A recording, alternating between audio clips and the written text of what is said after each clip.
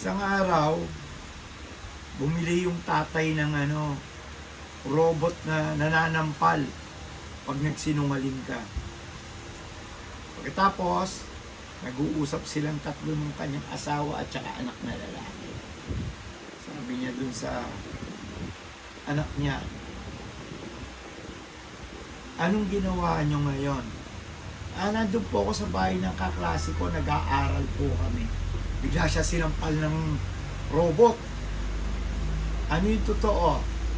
Nanonood po kami ng movie, Superman. Sinampal uli siya ng robot.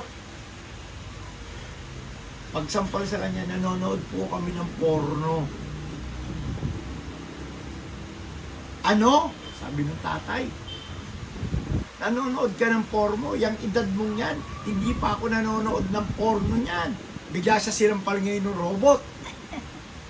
Sabi niya nung nanay, di nalaman mo, anak mo talaga yan. Na sinungaling ka din. Bigla sinampal ng robot yung nanay.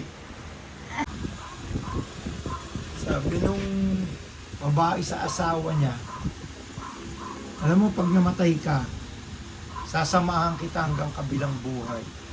Sabi nung lalaki, ano? Hindi pa ba sapat ang paghihirap na inabot ko sa'yo dito? Tama na!